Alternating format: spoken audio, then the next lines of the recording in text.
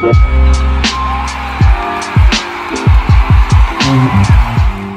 going on, guys? It's your boy, the Boxing Lowdown, and I'm back here with another Mythical Monday video. Now, as always, man, don't forget to like, share and subscribe.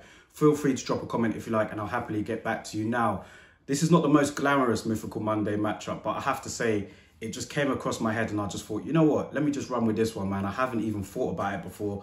Let me see what you guys think about it on today's video. So, Andre Berto and Adrien Broner. Now, these two guys are actually friends. I think they do get on. I'm not saying they're the best of friends or anything like that. It's not. I don't think they're that close, but I think that they do have a lot of mutual respect and love for each other. Let's just say that. They've both, you know, publicly, I've seen them out in public together, you know, at the same sort of events, you know what I mean, having good conversations. And Andre Berto is obviously, he's about 5-6 years older than Adrien Broner. So, yeah. Battle of the ABs, man. Who wins this fight here? That should be the title of this video. The Battle of the ABs, Andre Berto or Adrien Broner. But listen, man, you can draw parallels with these two guys' careers in terms of the sort of promise that they had going in as a professional after a good amateur career, and you know how it ended up. I mean, both of them did go on to achieve a lot. I do have to say that. Adrien Broner was a multi-weight world champion, even though it is loosely termed nowadays compared to back in, you know, the olden days with the amount of belts there are. Adrien Broner has won a world title at different weights. You know, you can't take that away from him. And with Andre Berto, he has picked up a world title on 2 separate occasions. So yeah, both of them will go and leave their boxing careers by saying, look, I did become a world champion. So, you know, fair play. That's not what a lot of people can do. I think in terms of the potential and what they could have gone on to be is where I draw the parallels. Because like I said, going in as professionals, Andre Berto there was a lot of hype around him. Adrien Broner, there was a lot of hype around him.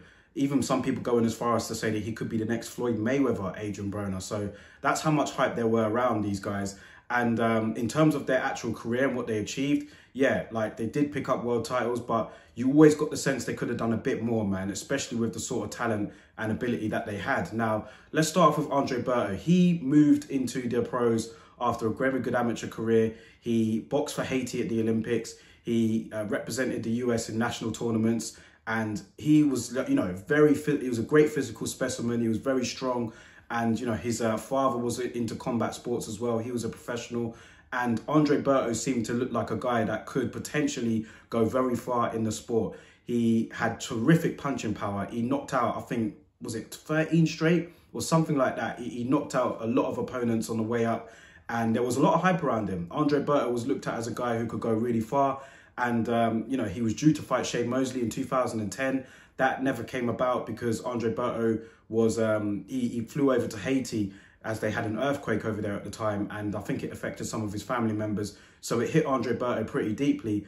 But then Andre Berto started to suffer some losses. I mean, back in like after 2012, 2013, he started to suffer a few defeats.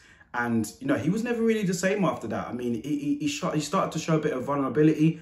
And he was dropped a few times. He was stopped in his career. And yeah, it kind of fluctuated until, you know, he did get the big payday against Floyd Mayweather in 2015. But yeah, in terms of his career, it never really got to the point where we could say, yeah, like this is Andre Berto, he's pound for pound or anything like that. The loss to Victor Ortiz was a big upset at the time because many people believed that, I'm talking about obviously the first fight, many people believed that Berto would win that, but he lost it. And yeah, he suffered some defeats after that. But yeah, it was just kind of up and down. It never really got to the sort of superstardom status that we may have believed Berto would have got to. Always very gifted in terms of like his ability. And, you know, he was looked like a very solid welterweight, Berto did. He had huge shoulders, very muscular, and he did carry power. Do you know what I mean? So in terms of him and Adrien Broner, he would have been naturally the bigger man if they ever did fight. And they were talking about fighting with them two in 2013, but that never materialized. Broner started off as a smaller fighter, I believe in the super featherweight division or the lightweight division. And then he moved up a few weights to junior welterweight. And he then beat Paulie Malignaggi.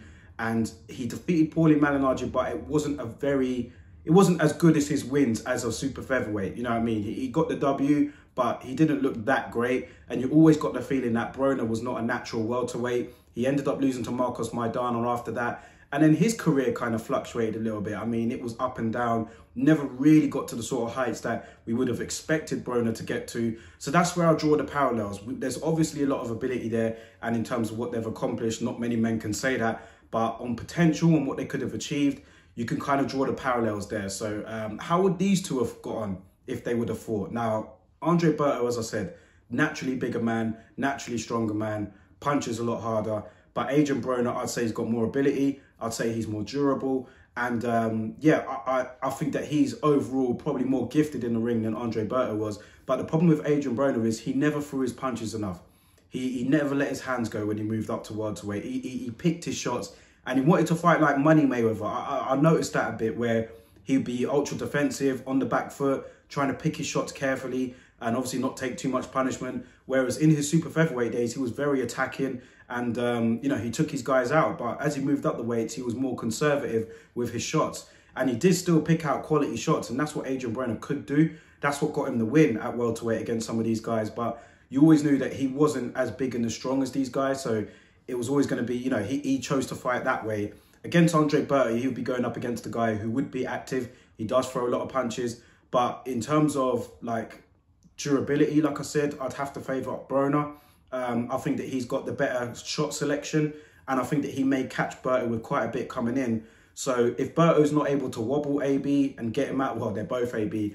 But if Berto is not able to wobble BRONER and get to him, then I think that BRONER may be able to pick the better shots and maybe win a controversial decision over Andre Berto. I think that the activity that Berto would produce would make it close on the scorecards. But I think that overall, BRONER's, you know, punch selection and, you know, just his ring craftness would get him the win in that particular fight. But listen, that's just my opinion.